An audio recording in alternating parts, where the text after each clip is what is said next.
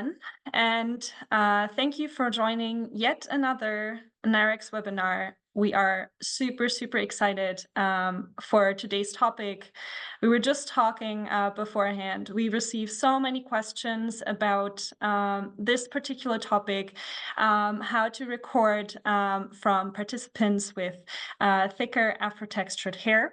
So we're really excited to have some researchers here from the lead lab at University of Maryland to talk to us about the great work that they do in this area today. And the topic is towards more inclusive fNIRS research, developing best practices for scanning participants with Afro-textured hair. So as per usual, some quick introductions for everyone who doesn't know us yet. Who are we? We are NIRx, and my name is Franzi, and I am a scientific consultant at NIRx. We've been around for over 20 years, and it is our goal to provide researchers such as yourselves with awesome solutions for mostly fNIRS research.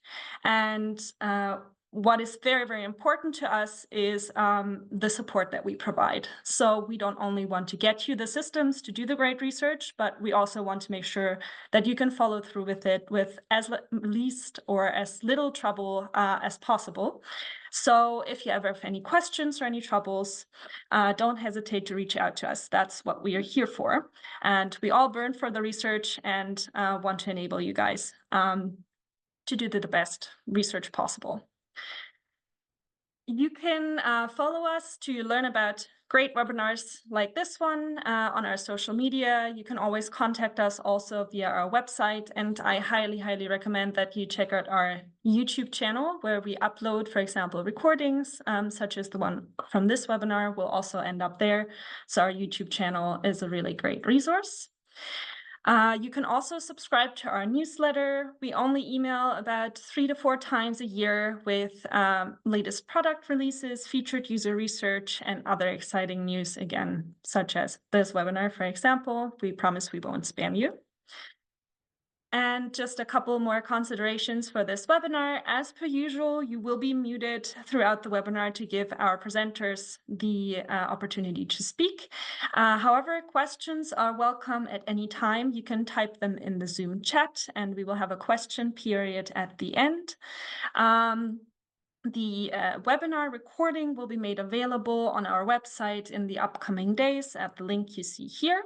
And if you have any further questions, you can always contact us under consulting@nirx.net or support@nirx.net.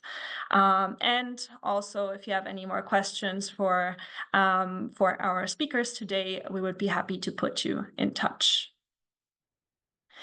Perfect. Now let's get to the more exciting part of the webinar. I will introduce to you our speakers for today. I am joined by Abria and Gavkhar from the lead lab at University of Maryland, as I said before. Abria is a senior at the University of Maryland College Park, majoring in psychology and minoring in human development. She's also a McNair Scholar and serves as the hair equity specialist at the lead lab. And Gavkhar is a third-year PhD student in the Human Development Program, also at the University of Maryland. And she's a flagship fellow and graduate researcher at the lead lab. We are also joined here today by Rachel Romeo, who is their supervisor and PI of the lead lab. She will be in the background and available, especially during the question period, in case there are any questions she can answer better. But for now, let's hand over and give the stage to Abria and Gavkhar. And I think we're all very much looking forward to everything you have to tell us. Thank you.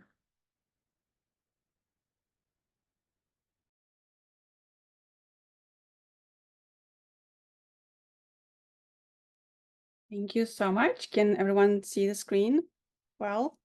Okay, perfect. All right. Hi, everyone. We are very happy to be here today, and thank you to NIRx for hosting us and letting us share our work today. We're very excited. Okay, let's see. So let us start with some background and motivation for our work. So as we know, neuroimaging research and using specifically fNIRS have been on the rise for the past decade, and fNIRS neuroimaging comes with many advantages, such as lower cost, portability, and therefore the possibility of imaging in flexible environments. For example, imaging in non-lab, more naturalistic, ecologically more valid outside of the lab environments. And this makes fNIRS very kind of ideal technique for imaging children who are, as we know, are prone to move a lot, and populations for whom coming to the lab to participate in a research study might be a barrier. As we know, fNIRS is a technique that measures brain hemodynamic responses by shining a near-infrared light onto the upper layers of cortex through the scalp. So light then undergoes some scattering after reaching the brain, and the detectors on the cap detect how much of that light comes back. And based on that ratio of light sent and light detected back, we make some conclusions about how much brain activity is taking place at a certain brain region. This workflow, however, doesn't work well with thicker, denser, coilier hair and darker skin tones. So the first challenge that comes with fNIRS is about accessing the scalp of participants with these hair types. Near-infrared light doesn't have issues with shining through light-colored, thin, and straight hair, because the uptones are usually in a very tight uptone to scalp contact in participants with these hair types. But once uptones encounter an obstruction on their way to reaching the scalp due to thick, coilier, curlier hair, that reduces the signal quality and just doesn't allow the near light to get that nice uptone to scalp contact. Another challenge that comes with fNIRS is the signal attenuation due to higher concentration of melanin and darker skin tones. So melanin is the primary absorber of near light in the epidermis layer, while hemoglobin is in the dermis layer of the skin. So NIRS devices work under the assumption that there's a fixed light path length through the brain for all participants. However, melanin is highly absorbent, and higher concentrations of melanin lead to more absorption, therefore decreasing the differential path length of the light. This is not really taken into account in existing NIRS devices. So a systematic nonlinear weakening of the signal due to higher melanin concentrations may lead to inaccurate estimations of relative changes in oxygenation level. Today, we're going to be mostly talking about the work we're doing to address the first limitation that comes with fNIRS technology. So basically, capping and accessing the scalp when working with Afro-textured hair more specifically. So as we mentioned, there are methodological limitations of fNIRS that lead to Black participants being systematically excluded or turned away from fNIRS research, such as capping challenges and not getting good signal after being capped. Therefore, researchers have been more likely to invite non-Black participants to studies and justify this with time constraints for data collection, for example, running more participants and getting so-called high-quality data. This leads us to our next point on critical and systematic underreporting of participants' demographics in fNIRS research. So here we're looking at two extensive systematic reviews that examined large numbers of studies. For example, in their work, Teresa Girolamo and colleagues found that only 5% of studies reported race and ethnicity, compared to almost 89% for gender and 100% for geographic location.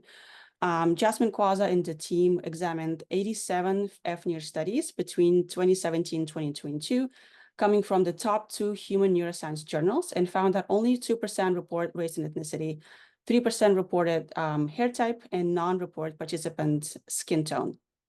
All of this compared to around 91% papers that reported participants' gender, for example. Furthermore, the latter systematic review also looked at statistics on reporting types of exclusion and mentioned reasons for exclusion within those papers. So the authors found that only 39% of included papers report if participants were excluded for any reason at all. And within those 39%, only 11% reported hair as the reason for exclusion. Amongst the found reason for participant exclusion, the authors pulled direct quotes from reviewed papers, and some of those are on the slide. For example, noisy data across channels, low quality of fNIRS data, poor cap fit, Participant had a lot of hair to obstruct light, unable to collect effective signal from fNIRs due to participants' thick, strong hair. So in summary, we are looking at systematic underreporting of participant demographics in fNIRS research, along with systematic exclusion of Black participants due to researchers not being able to obtain the signal of desired quality. Today, we wanted to share some of the work we have been doing as a team in the Language Experience and Development Lab at the University of Maryland, led by Dr. Rachel Romeo. In our lab, we are interested in examining how children's early experiences shape their neural, cognitive, and academic development. More specifically, we are working on developing best practices and conducting fNIRS research with participants with Afro-textured hair in a way that respects participants' hair routines, and hair care in general. We will share our journey from scheduling to scanning participants. So here, I'll turn it to my colleague, Abria Simmons, to share more in depth on specific practices and experiences. Everyone. Let's start with getting everyone on the same page with what we mean when we say Afro-textured hair. While all races can have coily/curly hair, Black participants and Black people have a special designation of hair texture called Afro-textured hair.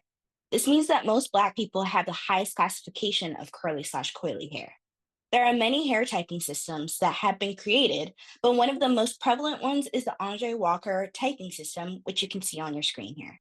The chart has 4 categories ranging from straight to kinky or coily, 1 being the straightest categorization and 4 being the highest designation of curls. For reference, I have a mixture of 4B and 4C curl pattern throughout my entire head. Most Black people fall within the categories of 3 to 4 on the scale, with some obvious outliers. Type 4 hair has a visible pattern, and the circumference of the individual curls are very small. Type 3 hair has a more definite loopy pattern and an S shape. The curls are more defined, and the hair has a lot of body.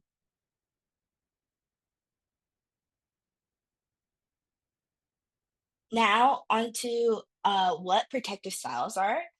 They are simply what they sound like. It protects your hair from breaking off and can help in the growth and health of your hair. Although many cultures may have protective styles, within the Black community, it's very common to always wear these styles. Protective hairstyles are not exclusively worn by one age group, but over a Black person's lifetime, they could have multiple protective hairstyles. If you look on the slide, you can see a number of protective hairstyles from left to right. These pictures are of box braids with extensions, 2-strand twists, box braids without extensions, and cornrows. All of the styles that are seen on this slide can be used with extensions or without extensions. Another form of protective style could also be wigs and weaves, which are worn for longer time periods. Now onto the culture of what is a wash day. A wash day is the day that someone has designated as their day to wash their hair. For some Black people, the day part of the phrase can either be used as a colloquial term or can be used in the literal sense of the word. Some people's wash day can take up to a day or multiple days, depending on what style they are taking out and what style they plan to put in their hair. For reference, it takes me roughly 6 to 10 hours from wash to finished product when I am doing my own hair. I am the one mainly doing my hair, but there are only 2 other people in my life who do my hair, my mother or my hairstyles who I have been going to since I was about 3. And a quick snapshot as to what a hair wash day looks for me. A recent day I had on September 5th of 2024. I started washing my hair at 8 o'clock at night, and I finished my styling process at 4:43 a.m. in the morning the next day. And what the wash process typically looks like for me personally is washing my hair twice with 2 separate shampoos. Putting a deep conditioner in my hair and setting underneath a blow dryer for about 15 minutes, then washing out that deep conditioner and then putting a leave-in conditioner in, and then proceeding with my styling process. Now onto the first step of this project, which consisted of semi-structured interviews with experts in the field of hair care. Before scheduling participants, we wanted to conduct these interviews to learn from their experiences of working with clients who have Afro-textured hair, and to also get recommendations for us to better be prepared to work with participants with Afro-textured hair. Throughout our investigation, we were able to determine three key themes about hair within the Black community by talking to these professionals. These themes were as follows: stigmatization of Black hair, the culture of the hair salon, and the loyalty between the client and barber/beautician. We will break down what each of these themes mean in context, as well as what the professionals had to say about these specific topics. To move on to our first theme of stigmatization of Black hair, a lot of the experts had a lot to say about this theme. The stigmatization of Black hair is something that has been ongoing since Black people came to the United States. So much so that legislation has been made in some states called the Creating a Respectful and Open World for Natural Hair, or the Crown Act, that made it illegal in some states to discriminate based on someone's hair texture or hairstyles. Note this legislation only pertains to the United States. While the Crown Act is great legislation and protects Black people from further discrimination, it has only been passed in 27 states, as well as Washington, D.C., as of September 2024, meaning that in 23 states, it is still legal to discriminate based on hair texture and style when it comes to Black people. Here's what some of the experts had to say about this topic: that our hair is a political statement because it is so different. It's our pride. We should be able to do our hair however we want to. That the stigmatization probably comes from white people being the standard in the United States, and that legislative bodies are able to tell Black students what to do with their hair, and it's not appropriate to do so. Onto the concept of good versus bad hair. While the texture, grooming practices, and styling of hair is essential to the Black community, there are also some of these negative conversations that are had in the Black community surrounding hair. That being the concepts of good hair versus bad hair. Good hair denotes the absence of phenotypical African characters and African ancestry. According to Robinson 2011, good hair is normally straight or wavy in texture, as well as being longer and thus closer to the white ideal beauty standard. On the other hand, there is the concept of bad hair, which denotes tightly coiled, thicker, and sometimes shorter hair, denoting African ancestry, and is considered further from the white ideal beauty standard. Thus, the more wavier or straight a Black person's hair is, the closer they are to a more acceptable ideal beauty. Now, on to our second theme, which is the culture of the hair salon.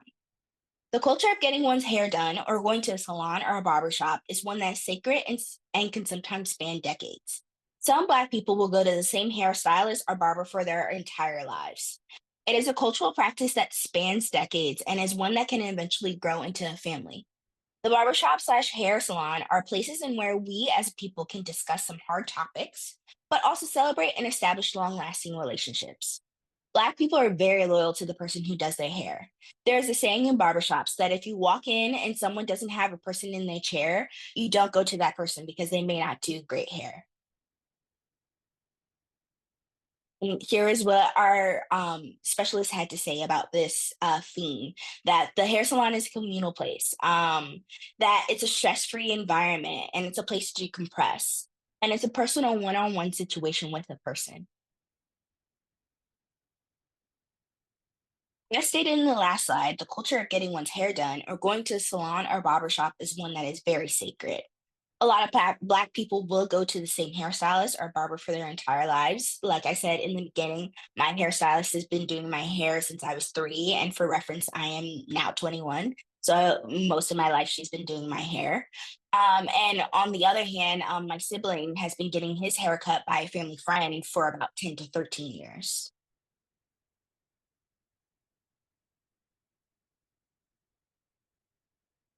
And our specialist had to say that the first specialist has been cutting hair since about 1980, and he's had clients as far back as 1988, so close to 35 years.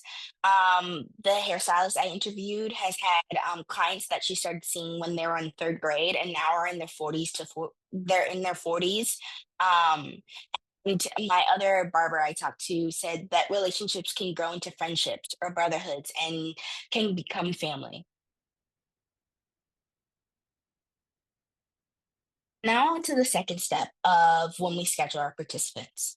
Before we schedule participants, we developed an intake form that we send to these participants.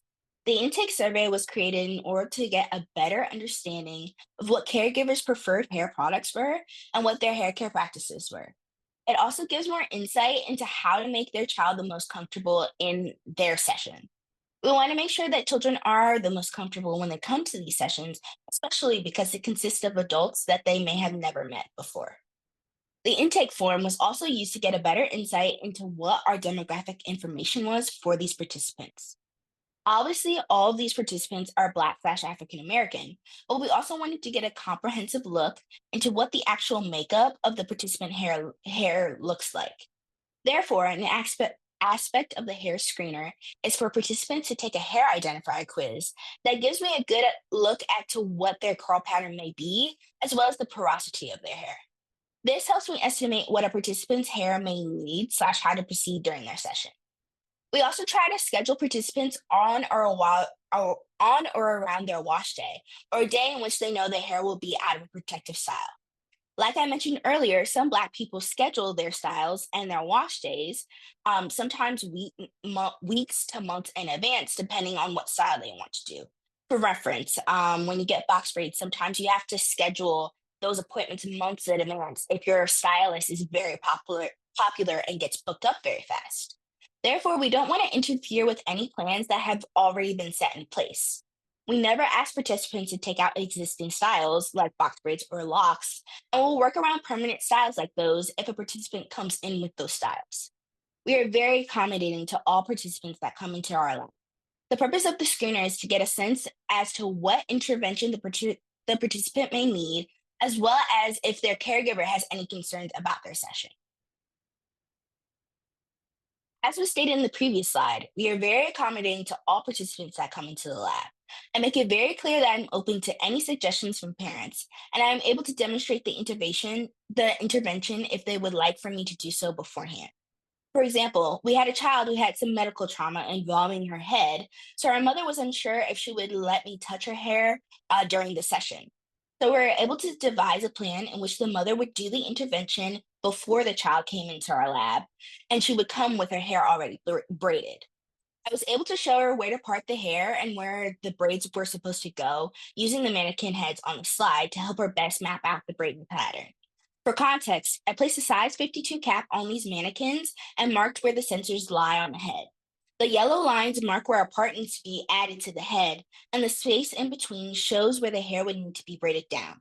This also works well for children whose parents indicate that they are tender-headed, meaning that this child's scalp is super sensitive to the touch, so manipulating the hair may be difficult for them. Once we schedule participants and they come in, we begin our session. We run our sessions in a room that is equipped with hair products and tools I use when working with participants. I have a cart that lives in our fNIRS room that contains a whole bunch of hair care products, namely the ones on the screen. Blue Magic is a common hair grease that some Black families use. It is used to moisturize the hair and scalp while in the protective styles. The Edge Booster is just a gel that is used to mold the hair into a specific configuration. The combs and clips are just examples of ones that I use in my everyday hair care routine. The intervention we're about to show is specific to the type of montage we're using in the lab for one of our studies, and it might look different from your specific study. So this is our montage. As you see, we have optoids placed symmetrically on both sides of the head, covering the regions of interest for language, executive function, and theory of mind. So when we demo some of the interventions we do in our lab, please keep in mind that we're working off of this specific montage. To start, we first measure the circumference of the participant's head to figure out what size cap they may need. Sometimes we have to size up to accommodate the participant's hair. When we populate the caps, we do spring-loaded grommet caps of tensions 1 just on the forehead, 2s in the front of the head, and 3s, meaning the highest tension, throughout the rest of the head. Then we do an initial baseline capping and run the signal optimization to see how intensive an intervention is needed. The way the intervention works is that all participants are their own controls. We try and always make sure the left side of the head is the control for the participant. As we see in this clip, after baseline capping, I now part the hair down the middle of the participant's head. I am using a rat tail comb to part the hair down and clips to section the hair into halves. After the hair is parted, I clip some hair on the side so that it won't get in the way when I'm cornrowing. This is just to keep the hair in place while I'm working on the other side. Then we place a tape measure down the part that is made down the middle of the participant's head. We approximate where the middle of the participant's head is and place a dot there. Then from that initial dot I place, I use a chalk marker to place a dot 4.5 centimeters apart down the middle of the head. This is roughly how far apart the sensors sit on the participant's head. Wherever a dot is placed, that is where a part is then placed. Finally, whatever hair is left over is then cornrowed down the side of the participant's head to keep it out of the way. Then we do our final capping of the participant. This is how the cornrowed hair looks like. Here, you see some snapshots of the same participant's hair before and after intervention on the right side of the head. Before we jump into how the signal optimization looks like on the participant's head, let's look at the colors and what they mean when looking at the different color connections on the signal optimization. It works just like a stoplight system, red standing for critical, yellow for acceptable, and green for excellent. We want yellow and green connections, but we don't want red connections. This is the scan that came from the participant that was shown in the previous slides. As you can see in this optimization, the amount of red, yellow, and green connections is a lot different from the baseline scan compared to the intervention.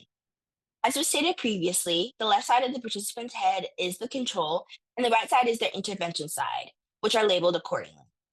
When you look at the baseline data for this participant, the number of red connections is 26, yellow connections 6, and there are 10 green connections. Looking at the intervention scan, you can see the number of green connections increased to 15, yellow connections to 4, and there was only 1 red connection. We then took the data and read it through a t-test, as well as collected the averages of the data. As you can see, pre-intervention, there were more red connections versus green connections green connections. But comparatively, post-intervention, there was more green connections than reds. There was a 39.01% increase of green connections post-intervention and a 49.84% decrease in red connections post-intervention. You can also look at the yellow connections, which stayed relatively same, with only a 9.52% increase post-intervention. As was stated previously, Black participants have been excluded from fNIRS studies because of their phenotypic differences. Something that was important for me to collect for our study is the demographic data, as well as the hair types of the participants. The curl pattern of someone's hair can change over time as they mature, especially since we work with primary pediatric populations. I need to make sure I collected this vital information. This can change how we do an intervention for specific participants based on their individual curl pattern. And we have run 11 participants so far, 9 adults and 2 children.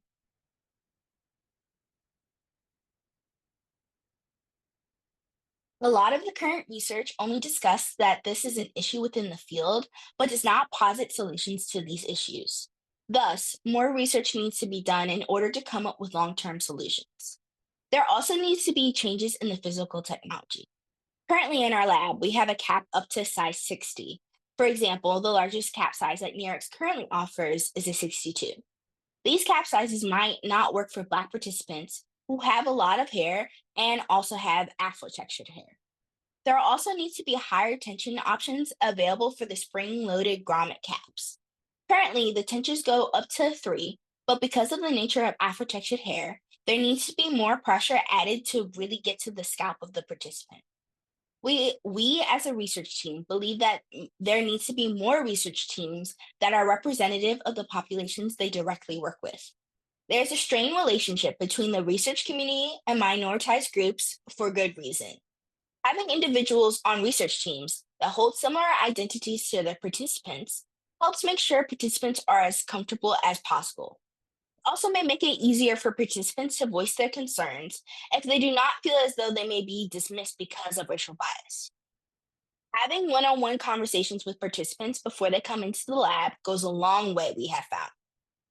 When participants fill out our eligibility screener and indicate that they are Black/African American, I am immediately contacted. When their session is being scheduled, our lab manager CCs me on the email. Make sure the participants are aware that I am available to make them as comfortable as possible.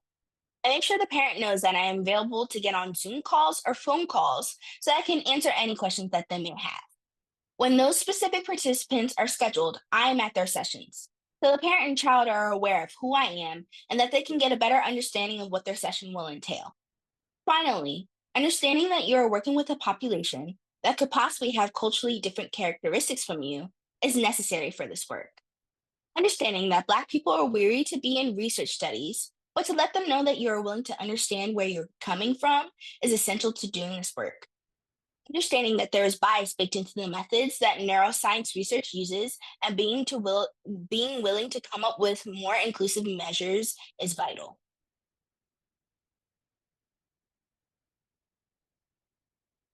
We want to thank our lab and Rachel for her immense support and you all for listening. Thank you.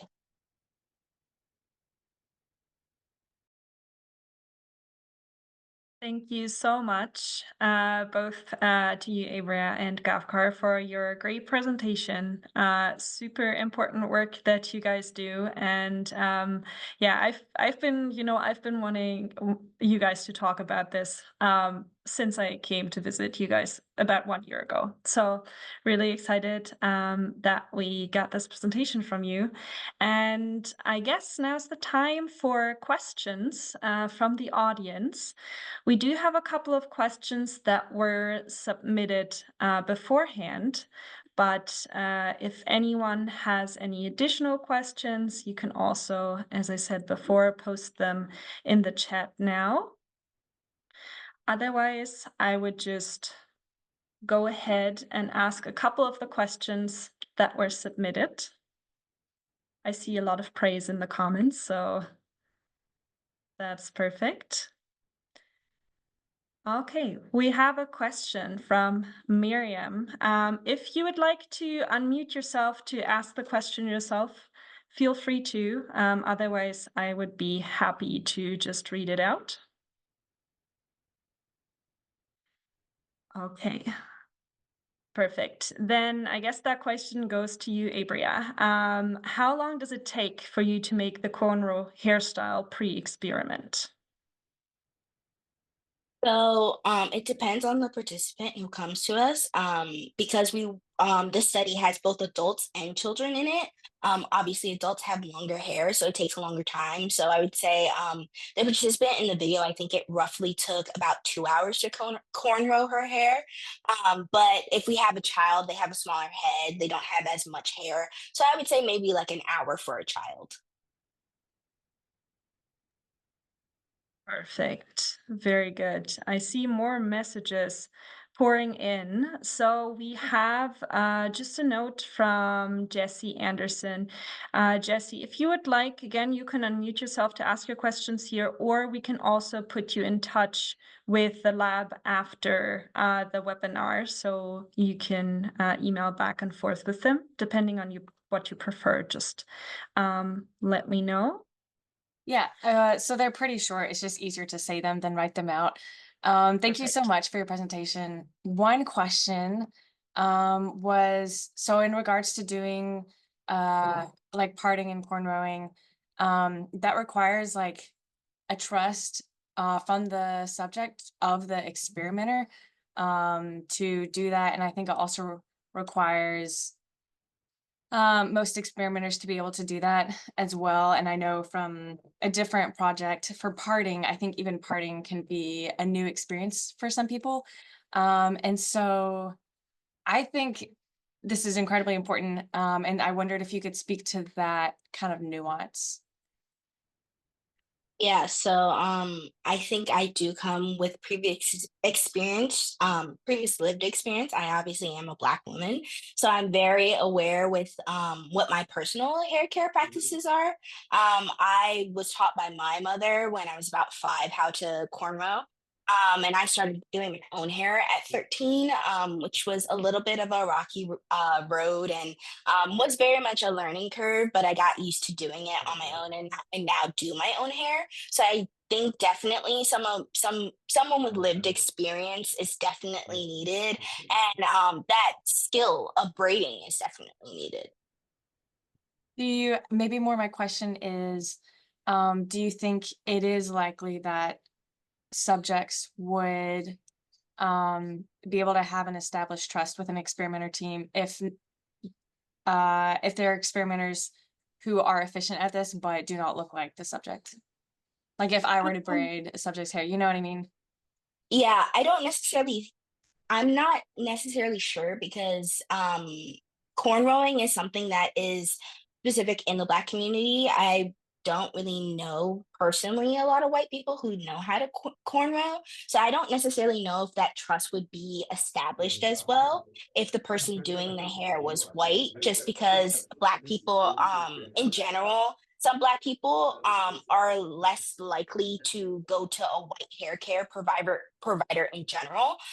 So I think having a Black person braiding just makes it a little bit more comfortable for them. Okay. And then that kind of feeds into my second question. I think it's wonderful and amazing that you've been so willing to be so present and available. Um, but I like that requires a lot of you for your research team. And I'd want to mitigate that expectation in other research teams.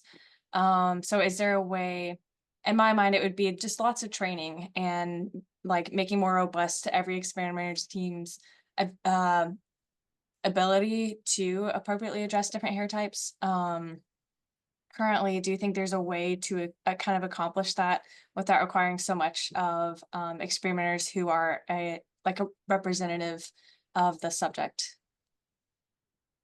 Yeah, I think maybe just hiring maybe like a couple of like we have undergrads that like I'm an undergrad that works on this project.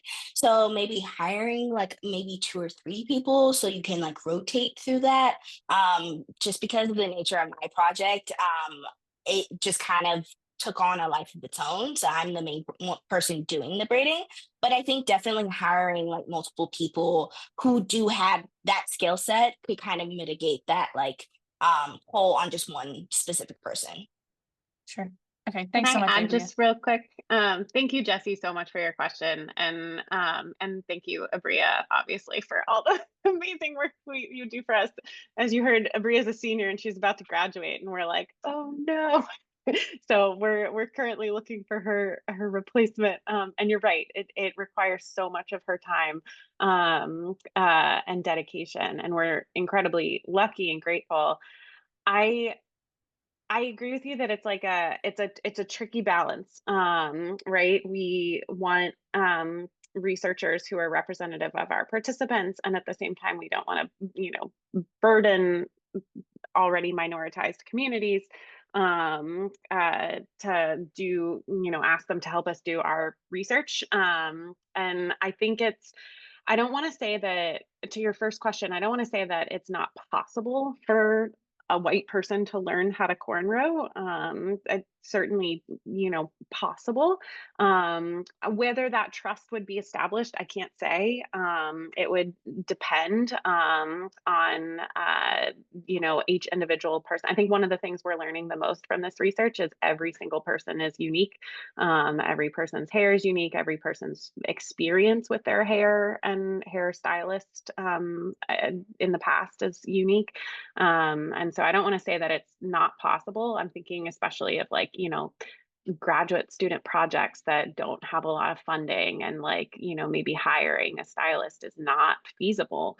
And so I don't know what the answer is in those situations necessarily. I think Abria makes a good point that us being familiar with procedures, everybody being familiar with best practices is certainly a good way to go about it. It's the least we can do. If there is funding to hire a Black individual who has styling experience, then so be it. Like that's the best. That's the best. That's the ideal situation. And so maybe I think it's up to us also to lobby our funders for more resources for this kind of thing. I don't think it's traditionally been something that resources are, thought of for. So I wish there was a simple answer. I don't think there is, unfortunately, but certainly things we can think about for the future.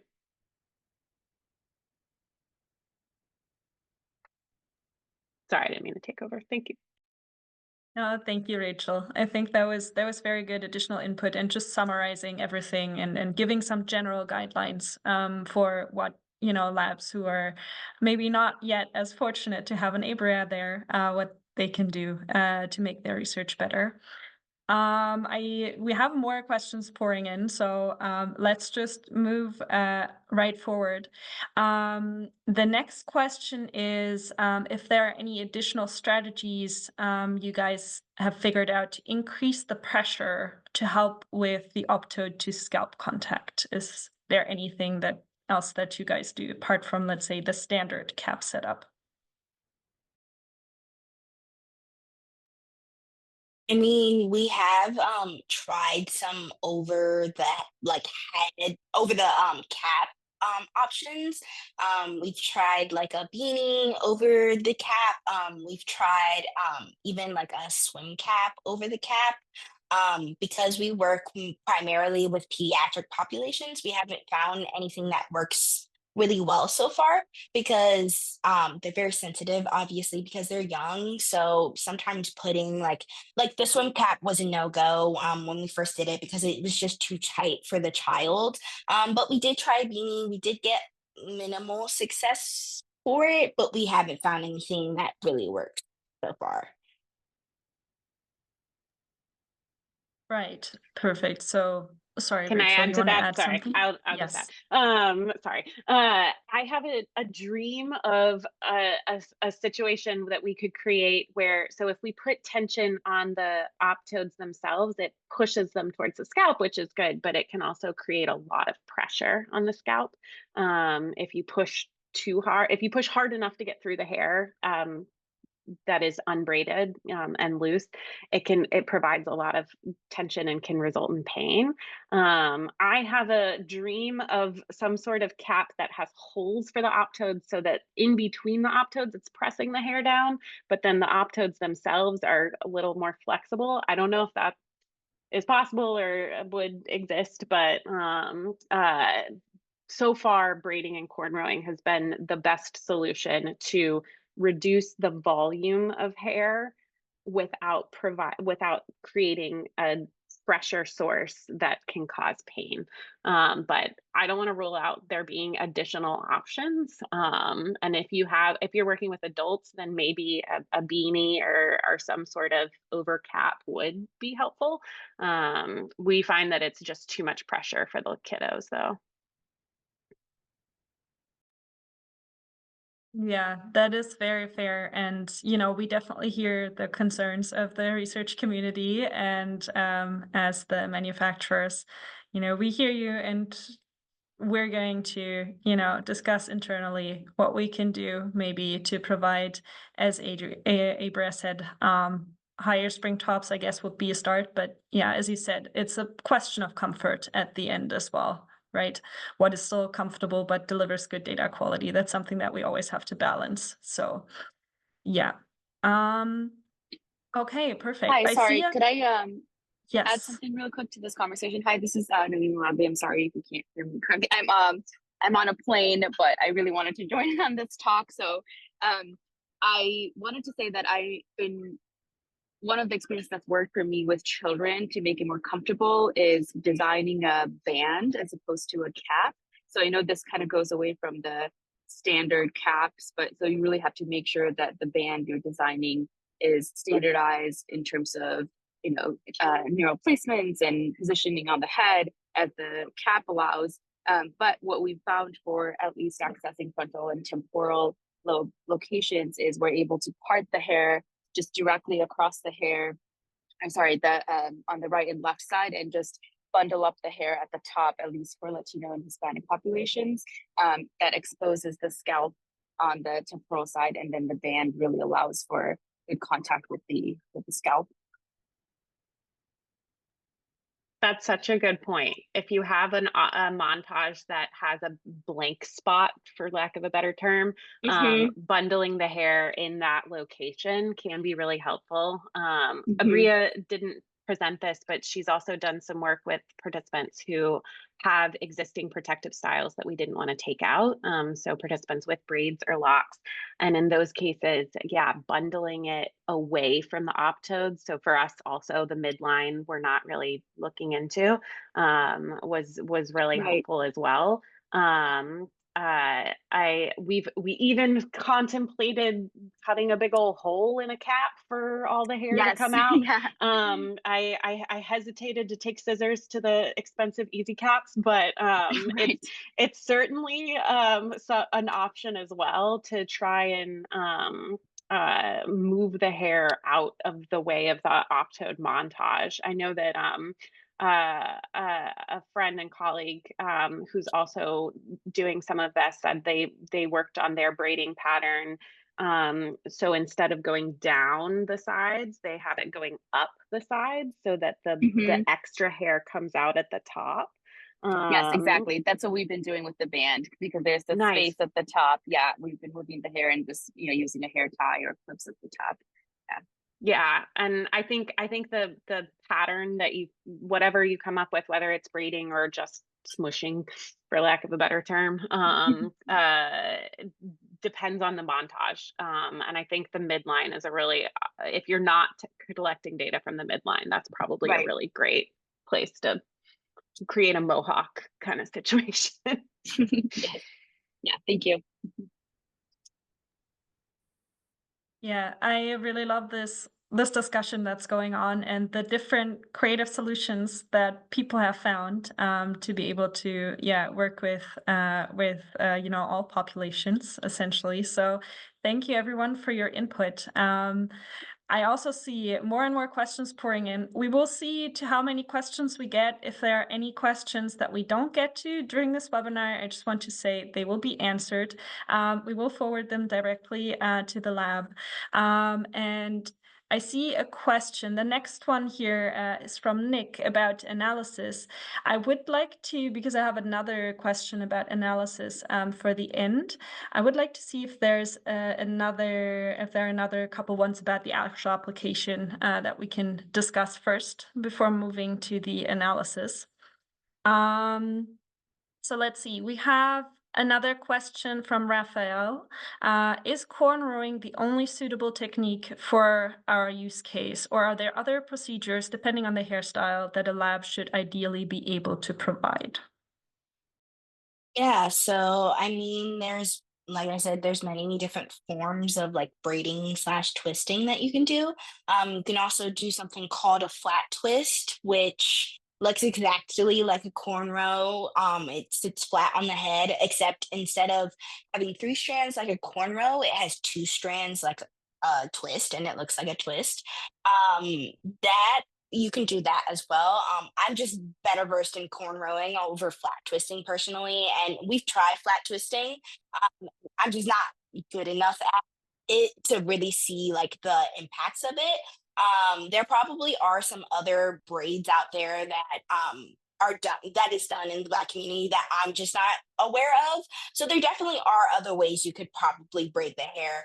Just cornrowing, I would say, is the most popular and the most like known technique when it comes to braiding in the Black community. Perfect. Thank you very much, Abria. So let's see, we do have another question here from Maria. She is asking, so first off, of course, as everyone else, thanking you for your amazing work. I skipped all of those comments before, but pretty much everyone is thanking you for your amazing work. She is asking, have you had any experience working with the hair of neurodiverse children? And if so, do you have any additional recommendations or strategies to accommodate sensory sensitivity? I am not aware. Maybe this may be a Rachel question. I'm not aware if we have, but Rachel may have that answer. Not yet. Abria, I know you mentioned that we ask in the survey question if the participant is tender-headed, which is, a phrase meaning that they're more sensitive to their hair being pulled. We haven't worked with anyone specifically who has identified themselves as neurodiverse that we know of, but it's certainly an additional consideration. I think it would add an additional level of, wanting that trust, and that could be a situation where, especially if it's a child, maybe considering having it done ahead of time by someone who is familiar with them. But I don't know.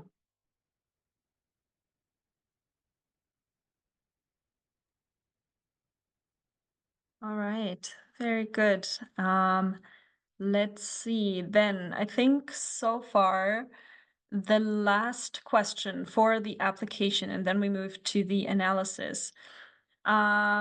Question from Asma. Thank you for presenting such impactful work. You mentioned protective hairstyles. Is Afro-textured hair more prone to breaking due to the smaller diameter curls? And what should researchers keep in mind to minimize hair breakage or damage during cap mounting or optoid placement? Very good question.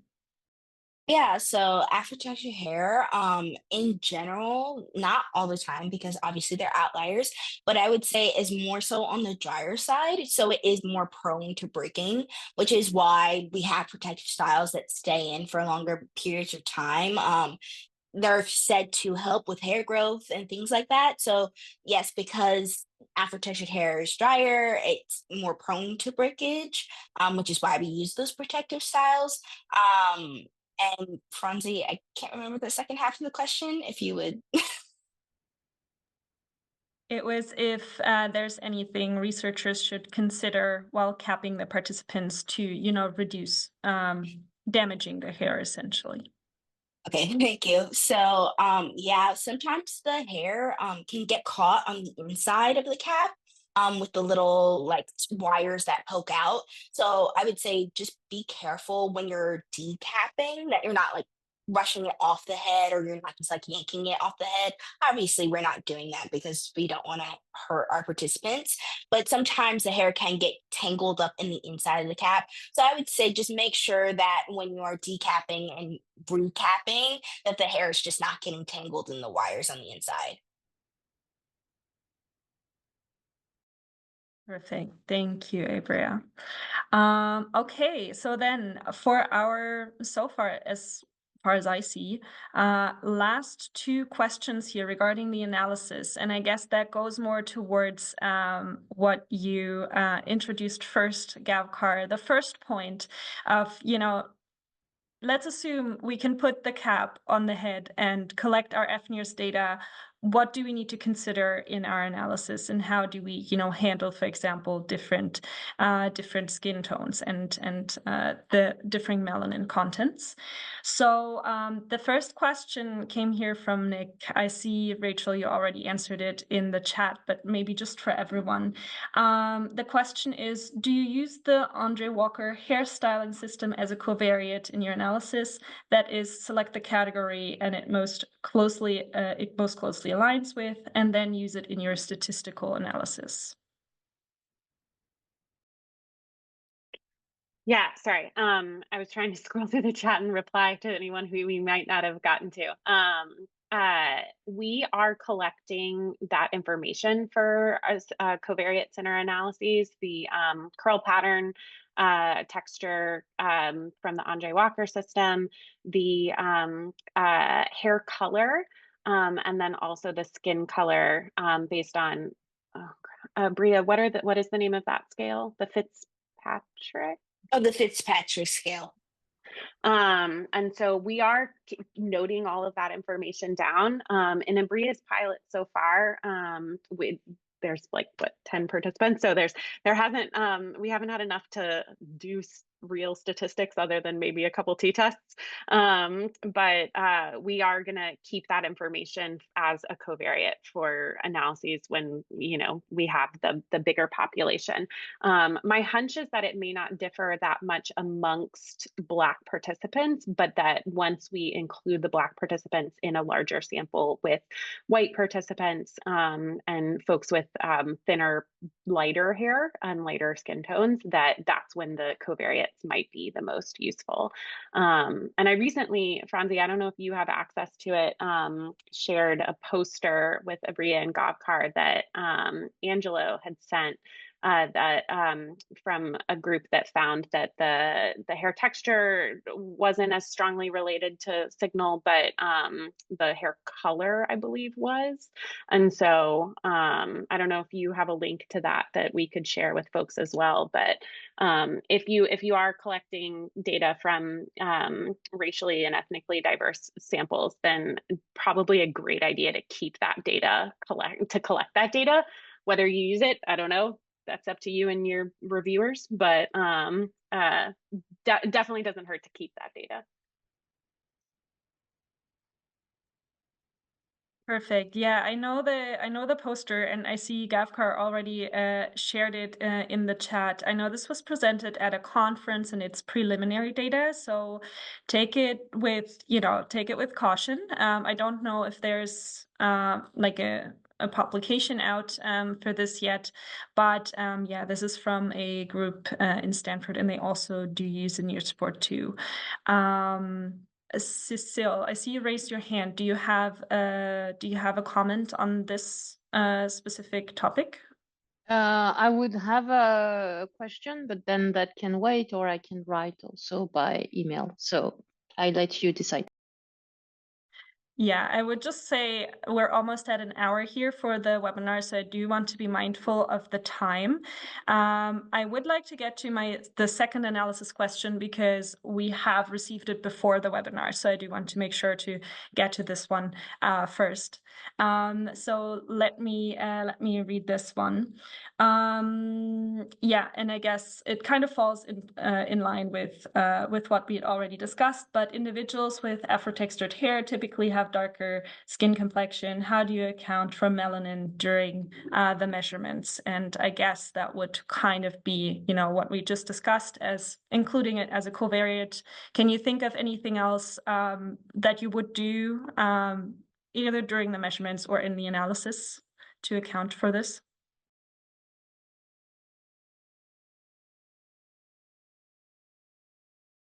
I'm so sorry. I was responding to someone in the chat. Can you repeat it really quickly? No problem. The question was, individuals with Afro-textured hair typically have darker skin complexion. How do you account for melanin during the measurements and potentially afterwards? Also, is this, covariate solution what you currently have? Is there anything else you could think of? Yeah, so that's similar to the last point. It's data we're collecting. We're trying to collect participant skin color as well. And I saw someone ask in the chat, like, do we determine that ourselves, or do we have them identify themselves? Kind of a mixture of both. We have participants identify their own hair texture, hair color, skin color, and then also we will sometimes pick it for them if they aren't sure. And we do plan to use that as a covariate. At a minimum, we want to use it, we want to report it in the publications. Gavkhar shared the Kwasa paper review, finding that most fNIRS studies don't actually report these participant demographics. And so at a minimum, we want to report it. We think we'll probably also use them as a covariate, just in case, if we have the power to do that. But at a minimum, I think it's good to collect it for reporting purposes. As far as I know, Franzi, you would know better than me. The optimization should automatically adjust the gain to try and account for differences in melanin. But that's once we get into signal optimization, I'm no longer helpful. Yeah, I was gonna add to just like probably running analysis kind of accounting for signal attenuation on the back end. Just like taking that into account probably would be solution on top of what Rachel said. Perfect. Yeah. And I mean, from the NIRS 2 side, for sure. I mean, that's what signal optimization does, right? It tries to find the perfect brightness to achieve good signal. And it doesn't know this, the skin color. It just knows, okay, this is how much light we're getting through. So in theory, this should be accounted for to some extent during the signal optimization, different skin colors. But I mean, also, yeah, it's always good to still collect that data and see if there is a systematic difference, because we can't guarantee that the signal optimization takes care of everything, of course. Although we are able to get good signal even on as if you refer to that poster that Gavkhar shared on a lot of participants, we can't guarantee that this is all that you need to do.